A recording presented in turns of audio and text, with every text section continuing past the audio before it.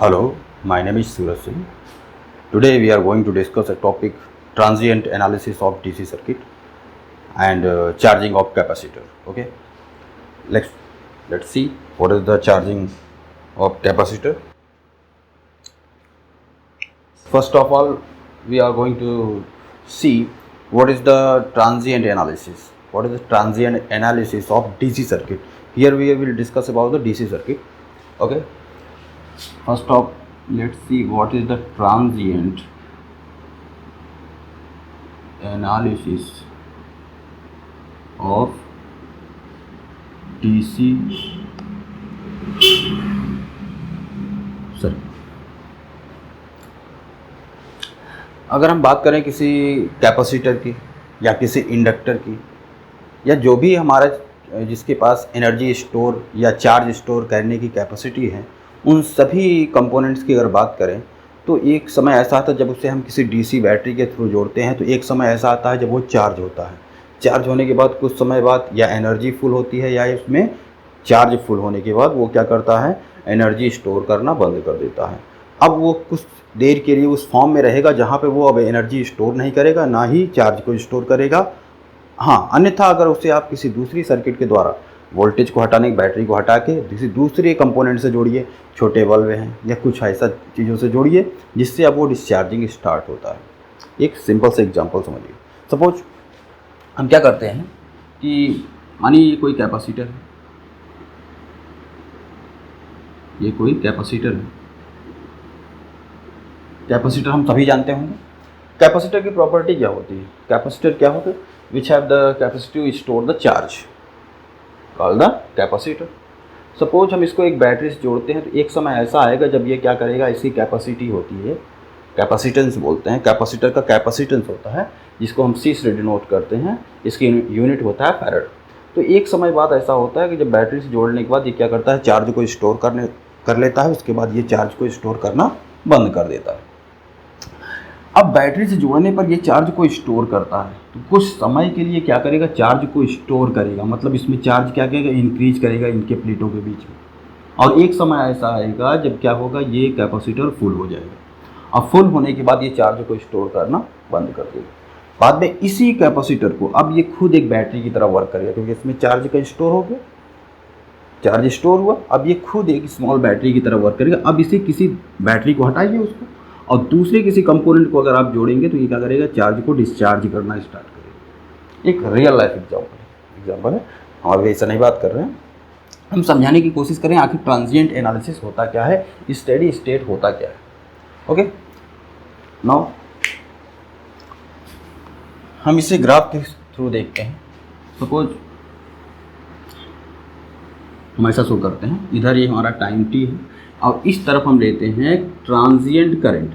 जब हम आई को फंक्शन ऑफ टाइम दिखाते हैं उसी का नाम हम रखेंगे ट्रांजिएंट करंट। अब ट्रांजिएंट करंट क्या होता है, जब किसी कंपोनेंट को हम चार्ज कर रहे हो या डिस्चार्ज कर रहे हो तो जब उस कंपोनेंट चार्ज हो रहा हो या डिस्चार्ज हो रहा हो तो उस समय जो करंट के घट रहा हो या बढ़ रहा हो तो उस करंट को हम क्या बोलेंगे, transient current.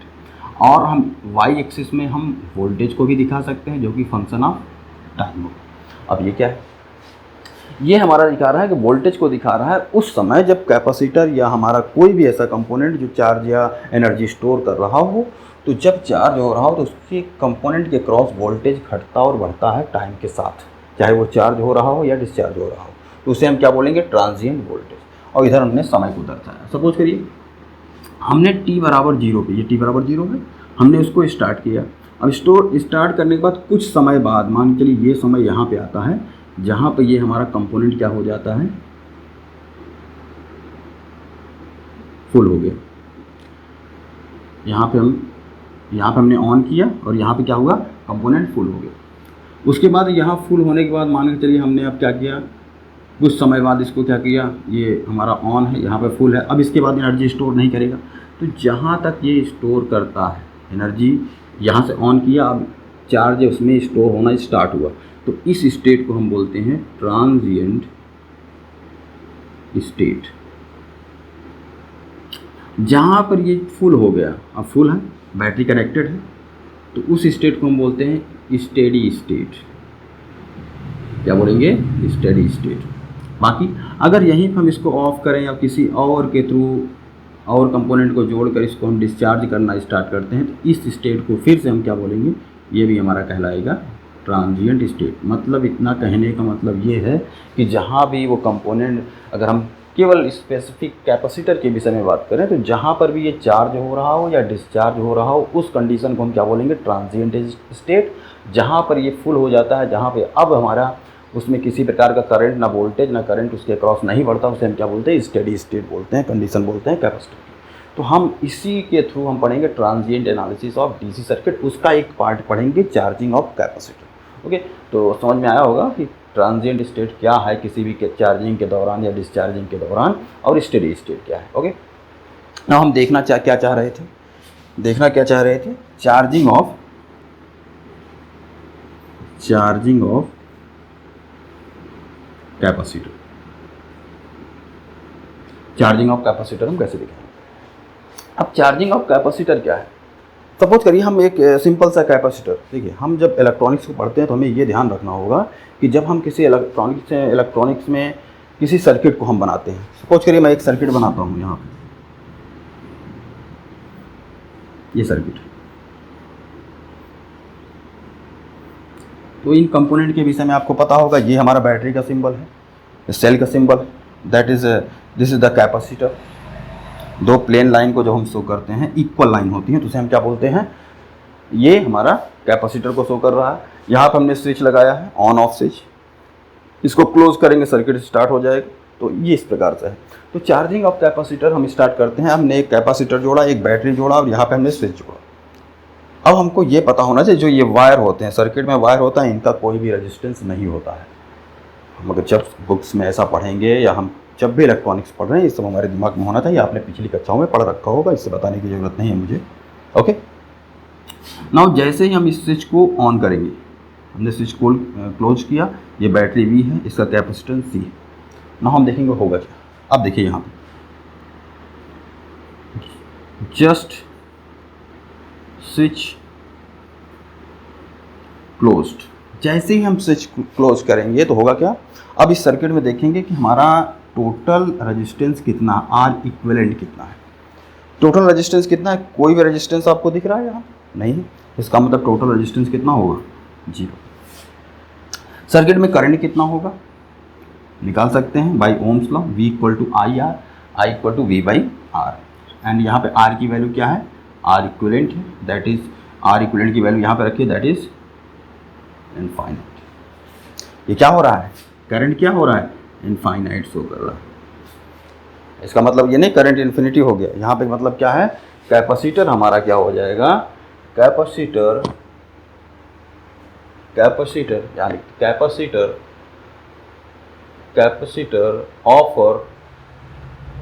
Offer no resistance and that is, हम यहाँ पे ये बोलेंगे इनफाइनाइट होने का मतलब ये है कैपेसिटर हमारा यहाँ पे जल जाएगा, कैपेसिटर हमारा जल गया।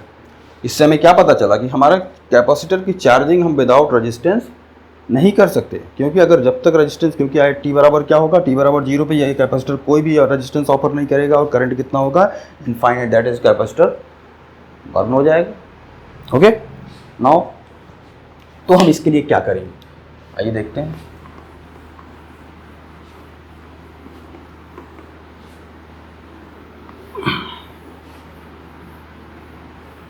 हमें इससे ये पता चलता है कि हम कैपेसिटर की चार्जिंग या डिस्चार्जिंग विदाउट रेजिस्टेंस पॉसिबल नहीं है।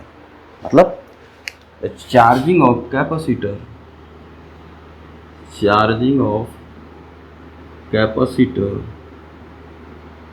Without resistance is not possible. Means कि किसी भी कैपेसिटर की चार्जिंग हो या डिस्चार्जिंग हो विदाउट कैपेसिटर वो पॉसिबल नहीं है। आइए अब देखते हैं, एक रजिस्टर लगा के चेक करते हैं अब क्या होगा। हमने एक कैपेसिटर लगाया और यहाँ पर हमने एक रेजिस्टेंस लगाया। हम यहाँ पे एक बैटरी लगा देते हैं, सोर्स लगा देते हैं और यहाँ पे हमारा ये स्विच है ये हमारा वोल्टेज है, ये कैपेसिटर, ये रजिस्टर। ओके, फिर हम वही दोबारा करेंगे, स्विच को हम क्लोज करते हैं।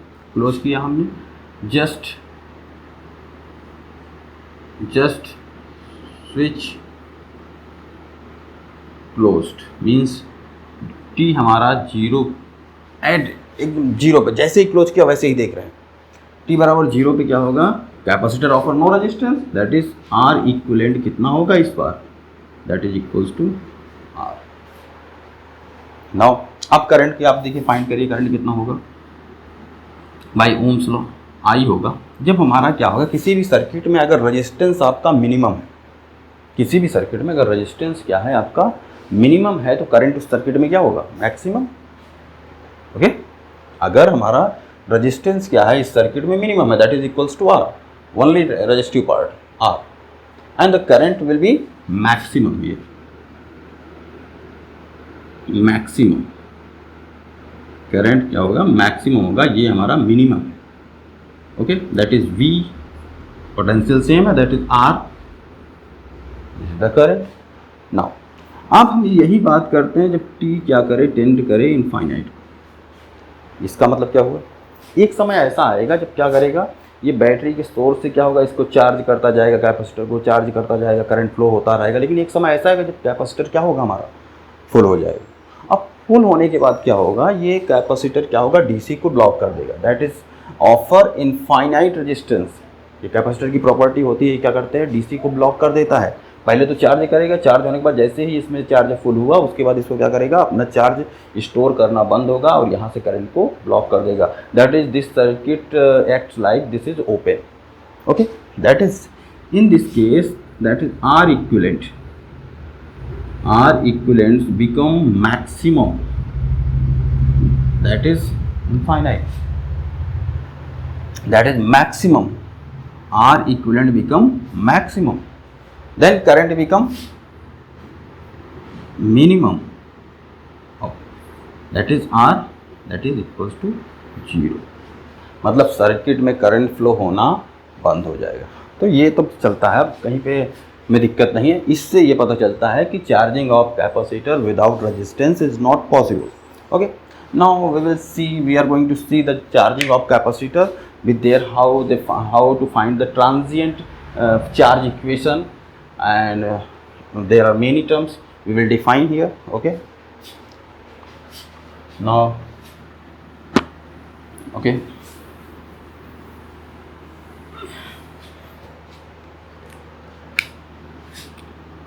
see the charging of capacitor, charging of capacitor. Okay, this is the circuit, we already seen this. Okay, this is the battery and this is the switch, and capacitor capacitance C, resistance resistance R, and this is switch. Suppose this is the circuit. Now how to find the transient charge for this circuit? Transient charge means that is I, current I, function of time. How we will going to define. Okay, now consider any time t, because we are not here we are discussing about the transient current, transient charge. We are want to find the state of transient state. Okay, हमें यहाँ पे transient state चाहिए, ना कि steady state. Steady state किसको बोलते हैं, जब t इक्वल्स टू 0 हो या हमारा t इक्वल्स टू इनफाइनाइट। हम ना t बराबर 0 पे बात करना चाहते हैं, ना t बराबर इनफाइनाइट। मीन्स जब कैपेसिटर पूरी तरह से अनचार्ज हो, ठीक है, या पूरी तरह से फुल चार्ज हो, हम बात नहीं करना चाहते। हम बात तब करना चाहते हैं जब क्या हो, जब कैपेसिटर चार्ज हो रहा हो या डिस्चार्ज हो रहा हो। ओके, तो हम यहाँ पे क्या करते हैं, एक समय लेते हैं, क्योंकि ये कौन सा केस है, क्योंकि यहाँ पे बैटरी लगी हुई है, यहाँ पे कैपेसिटर लगा हो रहा है। इस केस में क्या होगा, कैपेसिटर चार्ज होगा। तो हम क्या करेंगे, एक ऐसा समय, बीच का समय लेंगे, जो कोई समय जब मान लेंगे कि इस कैपेसिटर पे कुछ चार्ज है और उस समय इसमें करंट कोई फ्लो कर रहा है। तो जो यहाँ पे हम चार्ज मानेंगे वो कौन सा चार्ज होगा, क्योंकि वो टाइम के साथ वेरी करेगा। That is transient charge. और यहाँ पे जो हम करंट मानेंगे वो कैसा करंट होगा, क्योंकि वो भी टाइम के साथ वेरी हो रहा है, वो भी क्या कहलाएगा, ट्रांजिएंट करंट। नाउ यहाँ हम लिखते हैं लेट अस कंसीडर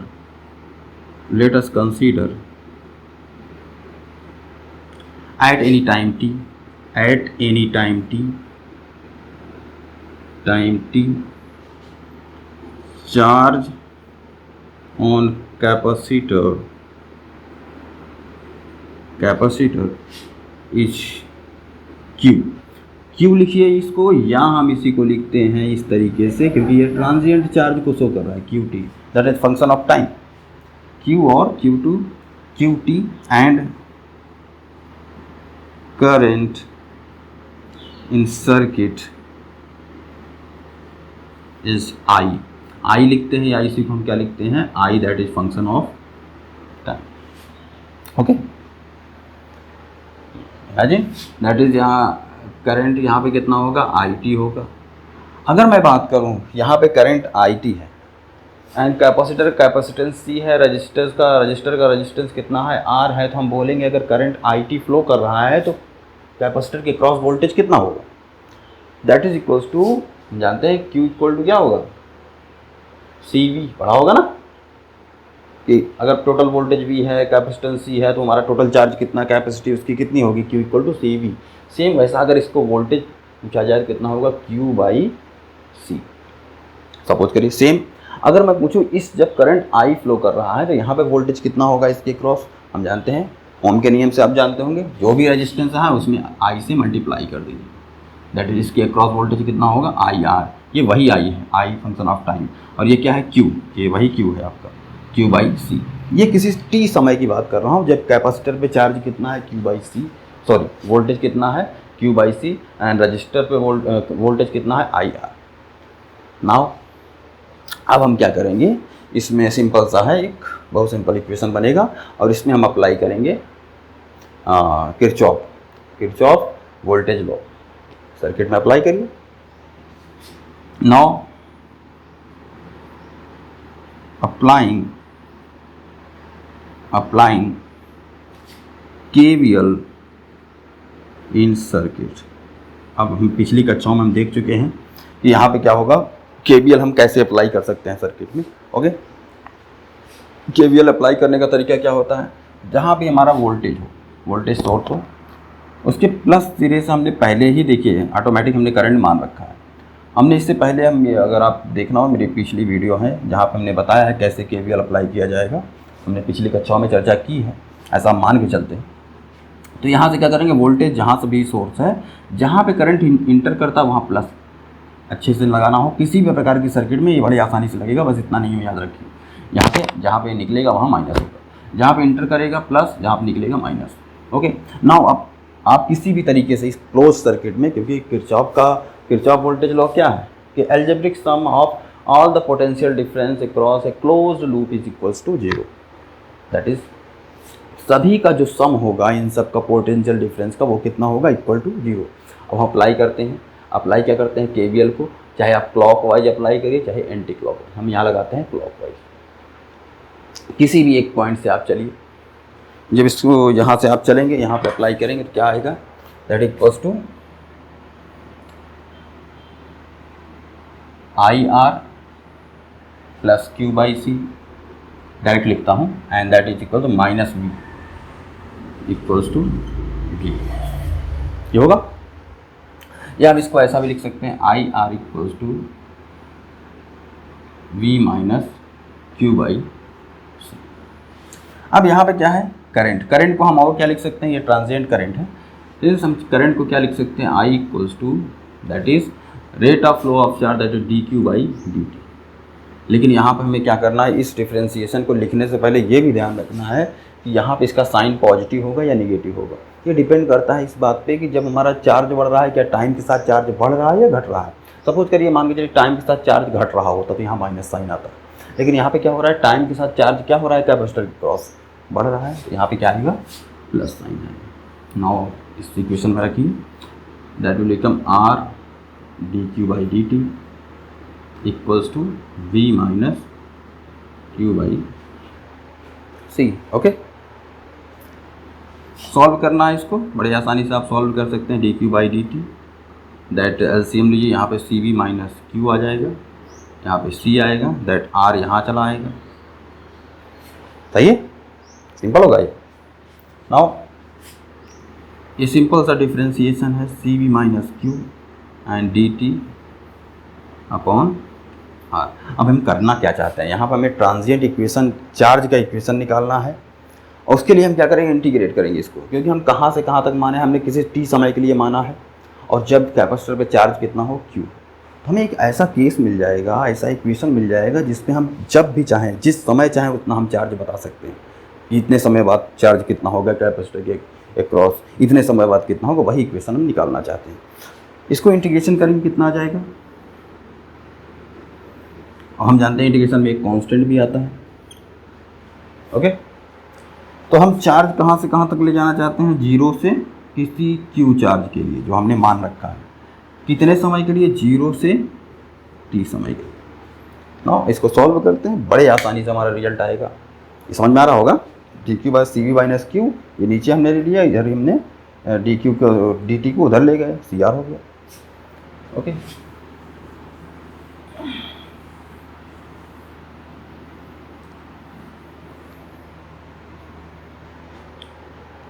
नाउ अगर इसको हम इंटीग्रेशन करना चाहते हैं तो हम इसको कैसे कर सकते हैं, बाय सब्स्टिट्यूशन मेथड कर सकते हैं।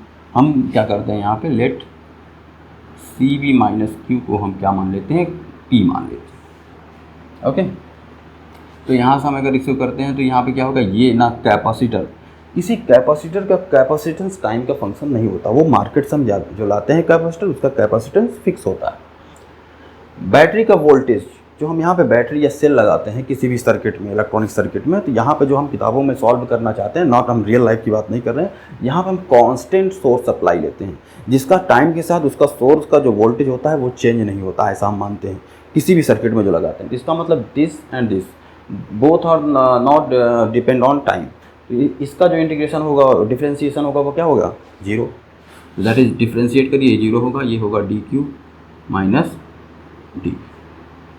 दैट इज हम यहाँ पे डी क्यू की जगह क्या लिख सकते हैं, डी क्यू की जगह हम क्या लिख सकते हैं, माइनस डी क्यू। अब हम ये तो चेंज कर लिया, लेकिन हम क्या करेंगे, इसको लिमिट को चेंज करना है। लिमिट चेंज करेंगे, क्या होगा, जब हमारा q इक्वल टू जीरो है तो p इक्वल टू कितना होगा, सी वी। यहाँ पर रखिए q equal to zero, p equal to C V. जब हम q इक्वल टू क्यू रखेंगे तो p इक्वल टू कितना होगा, सी वी माइनस क्यू। चेंज कर दीजिए, यहाँ से देखिए लिमिट कितना हो जाएगा, जीरो पे सी वी, और यहाँ पे कितना होगा, सी वी माइनस क्यू। ओके,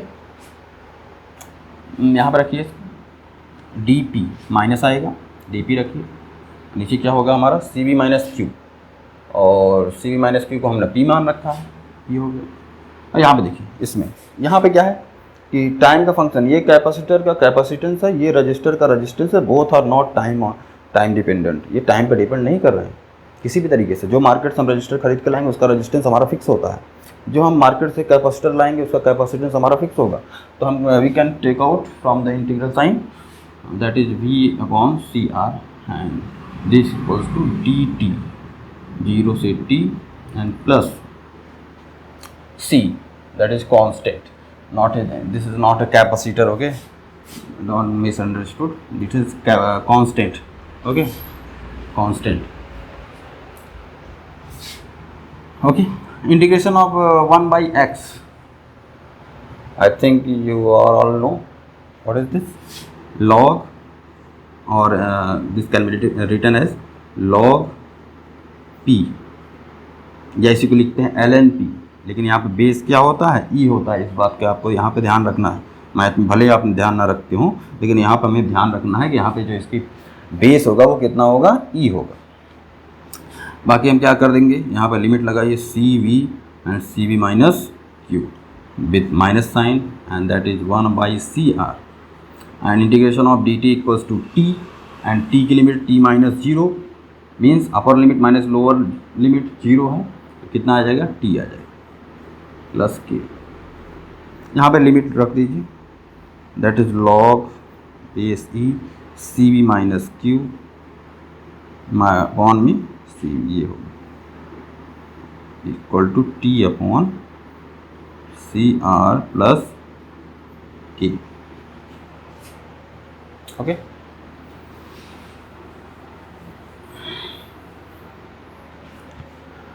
अब हम यहाँ पे क्या करना चाहते हैं, ये हमें कांस्टेंट को फाइंड करना है। हम इसे कांस्टेंट को हटाना चाहते हैं, कैसे हटा सकते हैं? इस कांस्टेंट को हटाने के लिए किसी भी हम डिफरेंशियल इक्वेशन को अगर हम सॉल्व करते हैं, इस कांस्टेंट को हटाने का एक तरीका है कि इसको क्या करते हैं, हम इनिशियल कंडीशन से हटा सकते हैं।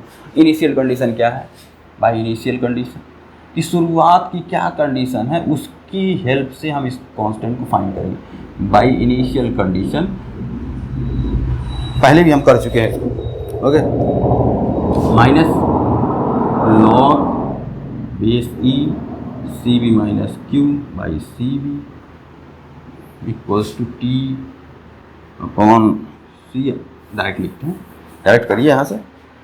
इनिशियल कंडीशन क्या होगी? जब टी इक्वल्स टू जीरो, हमको पता है जब सर्किट में टी बराबर जीरो की बात करें, उस समय अगर हम बात करें, उस समय हमारा कैपेसिटर पे जो चार्ज है वो क्या होगा? जैसे हमने स्विच ऑन किया उस समय जो कैपेसिटर था, उस कैपेसिटर पे चार्ज कितना होगा? जीरो होगा। जैसे ही हमने स्टार्ट किया तो क्यू कितना होगा? जीरो। ओके भाई, कैपेसिटर पे चार्ज अभी पहुंचा ही नहीं, हमने केवल स्विच ऑन किया, क्लोज किया और देखा कि कैपेसिटर पे चार्ज कितना है, तो वो जीरो होगा। ये इनिशियल कंडीशन होती है। अब इस इक्वेशन पे रख दीजिए, यहाँ रखेंगे टी इक्वल टू जीरो, ये जीरो हो जाएगा। यहाँ क्यू इक्वल टू जीरो रखेंगे तो C V upon C V log one हो जाएगा, base E that is equals to zero. पता है ना, लॉग बेस ई की वन की वैल्यू कितनी होती है? Log one base E equals to sorry zero. Okay, तो यहाँ हमें के की वैल्यू कितनी फाइंड हो जाएगी? Equals to zero. ये जीरो हो गया हमारा। अब जीरो हो गया तो कोई दिक्कत नहीं हमें। ओके, नॉन लॉग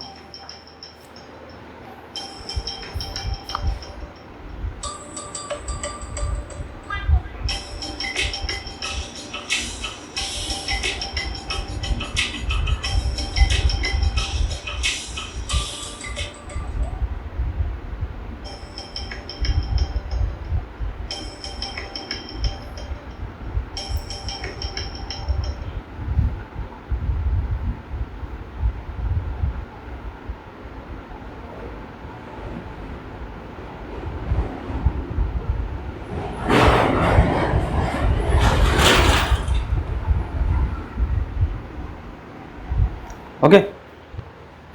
तो जैसे हम यहाँ पे के रखते हैं, ये हमारा क्या हो गया? जब जीरो हो गया।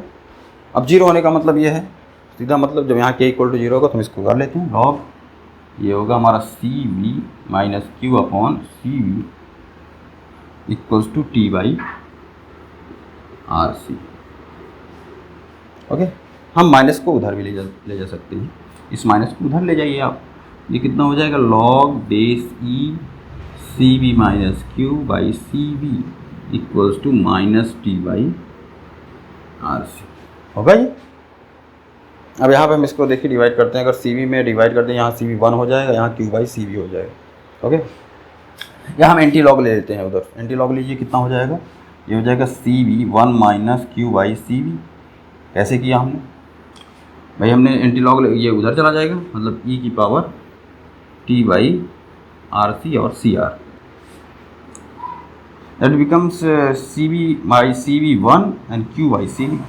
या हम इसको ऐसा भी लिख सकते हैं, Q by C B equals to one minus ई की power T by R C. सही है, क्यू बाई आर सी।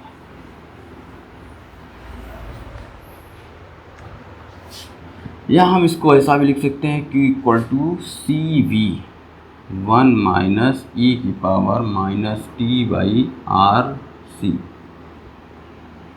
ये में, और यहाँ पे ये जो चार्ज है, ये कौन सा चार्ज है? हमने किसी टी समय पे चार्ज माना था, किसी टी समय पे। तो ये हमारा चार्ज क्या हो सकता है? टाइम के साथ, टाइम का फंक्शन है, इसे ही बोलते हैं ट्रांजिएंट चार्ज।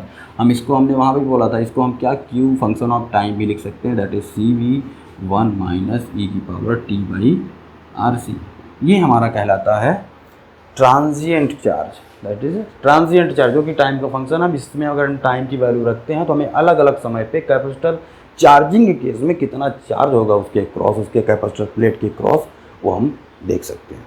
ओके, नाउ यहाँ पे हमारा सी वी टर्म क्या है, सी इंटू वी, जहाँ पे सी क्या है, कैपेसिटर का कैपेसिटेंस है, वी है बैटरी का मैक्सिमम पोटेंशियल, मीन्स ये हमारा क्या कहलाएगा, where C we,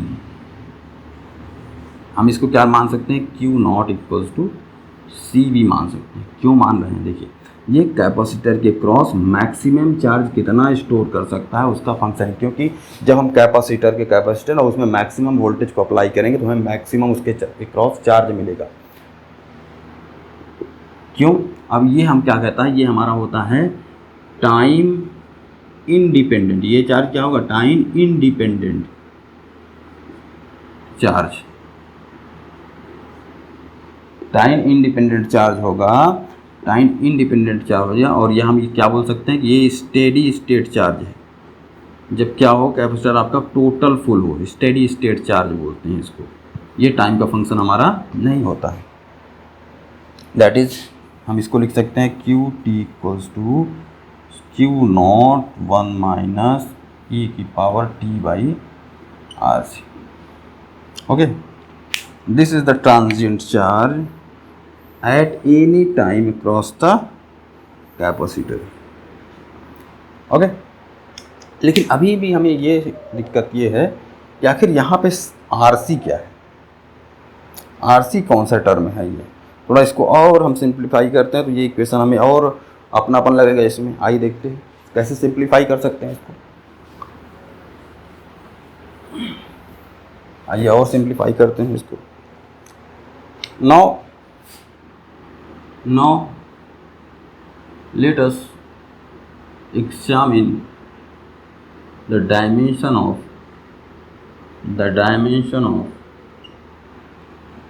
CR or RC. What is CR? We know that C means capacitance, R means resistance। हम जानते हैं कैपेसिटेंस का जो यूनिट होता है वो क्या होता है, farad. We all know, okay, and this is the resistance that we can write here the ohm। okay, अब हमको बताइए फैरेड को हम और क्या लिख सकते हैं। देखिए अगर हम फैरेड को लिखना चाहें तो हम जानते हैं Q इक्वल टू क्या होगा, Q equal to C into V होता है, ठीक है। जहाँ पर हम C इक्वल्स टू क्या लिख सकते हैं, Q बाई V, मीन्स हम लिख सकते हैं इसको कूलाम अपॉन क्यू, कूलाम में होता है, V क्या होता है, वोल्ट इंटू ओम। अब यहाँ पे देखिए अगर हम बोले कि यहाँ से हम अगर ओम की बात करें या इसके कूलाम और वोल्ट को देखें और ओम को देखें, हम एक तरीका और अपना सकते हैं। देखिए यहाँ से V इक्वल्स टू होता है आई आर, जो आपको सिंप्लीफाई की देखिएगा इसका डायमेंशन क्या है, V equals to I R, या इसको लिख सकते हैं Q by T, that is R. क्या यही नहीं लिखा, यहाँ पे कूलाम है, यहाँ पे ओम है, यहाँ पे वोल्टेज है, मेरी बात समझिए। या हम इसी को ऐसा लिख सकते हैं, T को इधर ले जाएं और V को इधर लिखें, टोटल टर्म यही नहीं, Q कूलाम, R ओम में and V volt, that is this is the dimension, CR has the dimension of time, that is इसका जो डायमेंशन होगा वो क्या होगा, अगर यूनिट में लिखे सेकेंड होगा।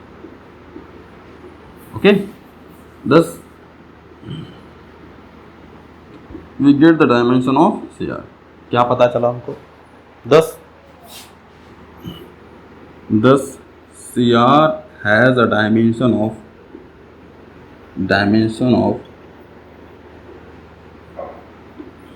time। CR has a dimension of time। We give it a name,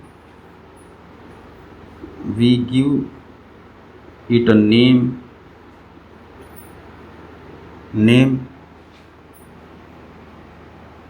time constant, and it is denoted by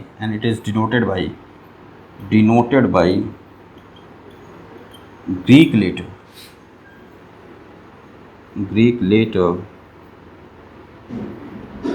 tau, इसे हम टाउ से दिखाते हैं। मीन्स हम यहाँ पे सी आर की जगह हम क्या लिख सकते हैं, टाउ लिख सकते हैं। C R as the dimension of, C R की जगह हम क्या लिख सकते हैं, डायमेंशन टाउ लिख सकते हैं फ्रॉम इक्वेशन, इसे हम इक्वेशन 1 मान लेते हैं। तो क्यू टी इक्वल्स टू हो जाएगा हमारा क्यू नॉट 1 माइनस ई की power minus T by tau. ये हमारा equation number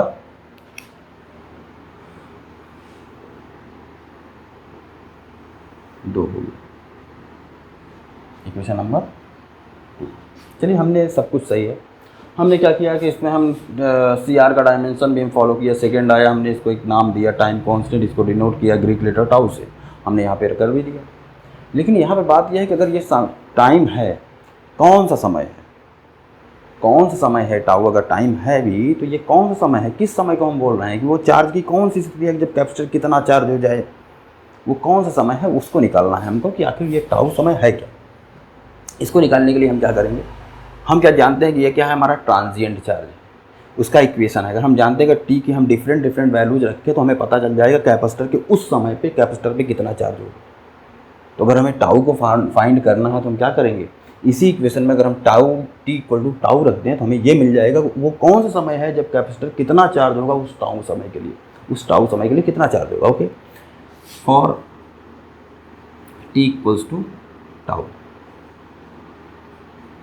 that is q naught 1 minus e, that is tau, t की जगह हमने टाउ रख दिया, that is q tau equals to q not 1 minus ई की पावर माइनस 1। ओके,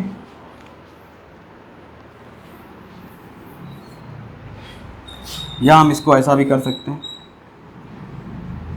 हमें निकालना है वो कौन सा समय है, तो हम इसको ऐसा लिख सकते हैं 1/e। यहाँ पे e क्या है, e हमारा एक्सपोनेंशियल है 2.1718 होता है इसकी वैल्यू। सब लोग जानते होंगे e की वैल्यू क्या होती है, 2.718। रखिए, उसमें रखने पर हमें क्या मिलेगा, 1 minus 718। Okay,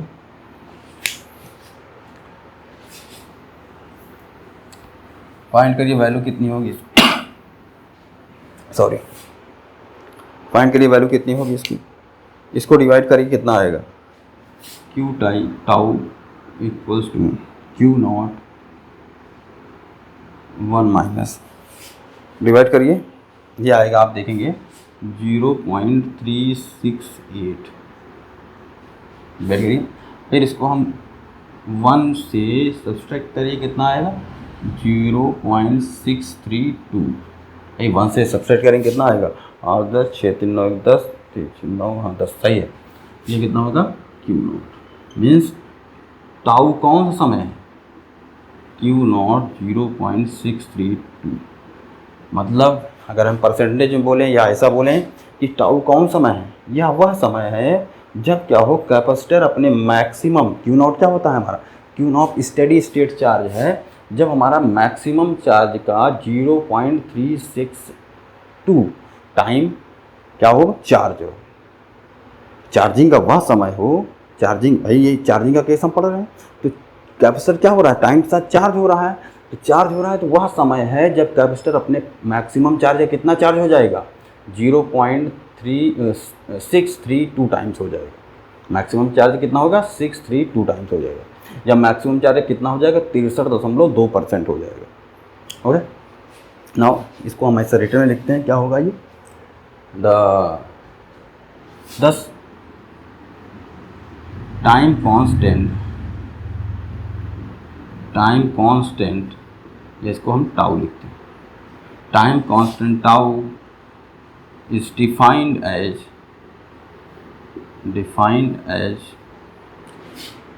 the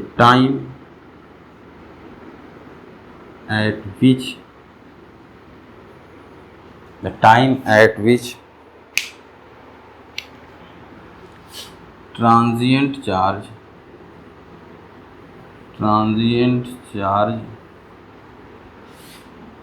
increases up to 0.362 times of maximum steady state charge, that is Q not.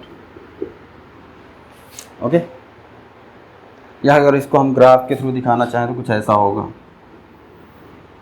ये ग्राफ कैसा बनेगा देखिए, Q यहाँ पे Q not 1 minus E T upon tau, कुछ एक्सपोनेंशियल होगा लेकिन क्या होगा, इंक्रीजिंग होगा।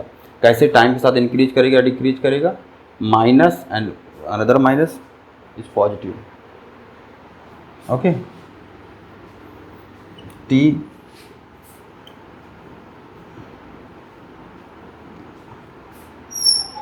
क्यू टी,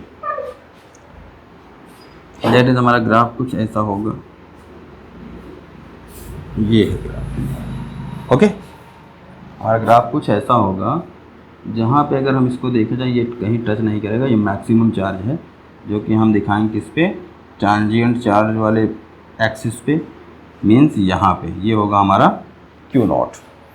ओके, और ये हमारा जहाँ पे टाउ कहाँ पे है, टाउ वो समय है जब क्या हो जाए, अपने मैक्सिमम चार्ज का कितना परसेंट हो जाए, 63.2%, मीन्स यहाँ पे होगा कहीं पे।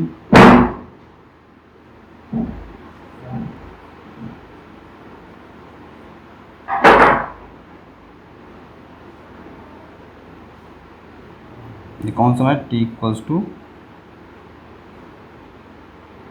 टाउ। ओके, ऐसा हमारा ग्राफ बनता है। ये हमारा केस का, बाकी बहुत सारी चीज़ें हैं लेकिन आपके सिलेबस के हिसाब से, जहाँ तक आपका नीट या आईटी मेंस में जो भी पूछा जाता है या 11th-12th के सिलेबस के हिसाब से आपका इतना ही पड़ता है, उसके अलावा आपको नहीं पढ़ने की ज़रूरत नहीं है। तो यहाँ तक, और बाकी कुछ न्यूमेरिकल होते हैं। न्यूमेरिकल क्या, इस पे बेस होंगे, Q T equal to Q not 1 minus T upon tau, जहाँ पे ये अलग अलग चीज़ें दिया रहेगा। जहाँ पे ये कहेगा, मान के लिए वह समय है जब एक कैपेसिटर की चार्जिंग केस पे जहाँ पे वह अपने मैक्सिमम चार्ज का 3/4 हो जाता है, मैक्सिमम चार्ज का 3/4 हो जाता है, तो बताइए वह किस समय होगा, कौन सा समय होगा। आप फाइंड कर सकते हैं, यहाँ 3/4 आप Q नॉट लिखेंगे, 1 माइनस टी अपॉन टाउ, अब वो टाइम हम निकाल सकते हैं। यहाँ पर हमें टाउ दिया है, टाउ कैसे निकाल सकते हैं हम, C into R. Tau equal to क्या होता है, CR। या हमें टाउ की वैल्यू दी होगी, या हमें C और R, जहाँ पे कैपेसिटर जो भी लगाया गया हो उस सर्किट पे उसका कैपेसिटेंस दिया होगा, या रजिस्टर जो लगाया हो उसका रेजिस्टेंस दिया होगा, दोनों को मल्टीप्लाई करेंगे हमें टाउ निकल आएगा, जिसकी यूनिट क्या होती है, सेकंड होती है। तो हम टाउ निकाल सकते हैं, या तो हमारा उस न्यूमेरिकल में ऐसा दिया होगा, टाउ निकला रहेगा आपका और टी हमको निकालना होगा। या किसी प्रश्न में ऐसा पूछ सकता है आपसे कि बताइए वह कौन समय होगा, मतलब इस समय पे कोई समय दिया होगा आपको, 4 सेकेंड, 2 सेकेंड, ऐसा ही होगा रेंज में, 2 सेकेंड में बताइए वो अपने मैक्सिमम चार्ज का कितना हो जाएगा। तो हम यहाँ पे Q2 निकालना होगा, वो निकाल सकते हैं, क्योंकि यहाँ पे हमें T की वैल्यू पता होगी, टाउ हम निकाल सकते हैं। किसी न किसी तरीके से दिया होगा, या तो C और R के टर्म में दिया होगा, या टाउ खुद वैसे प्रश्न में दिया होगा, आपको क्वेश्चन में दिया होगा, तो आप निकाल सकते हैं। इस तरह से इसमें कई न्यूमेरिकल, बहुत टफ न्यूमेरिकल नहीं बनते, नॉर्मल सिंपल से न्यूमेरिकल बनते हैं। आपको बस ये पता होना चाहिए कि क्या है, कब डिस्चार्ज हो रहा है, कितना डिस्चार्ज हो रहा है, इन सब तरीक़ों से पता है। आप न्यूमेरिकल इसमें बहुत टफ नहीं, बहुत सिंपल से होते हैं, आप कर सकते हैं। ओके, तो this is the whole, not whole, some about the something about the charging of capacitor और transient analysis of DC circuit only for the charging of capacitor. ठीक है, ऐसे बहुत सारे केस होंगे, charging of capacitor, discharging of capacitor, growth in LR circuit, decay in LR circuit, LCR circuit, charging of LCR circuit, discharging of LCR circuit. There are many circuits. Okay, but this is the charging of capacitor. Here the transient charge for the charging of capacitor. Okay, thank you.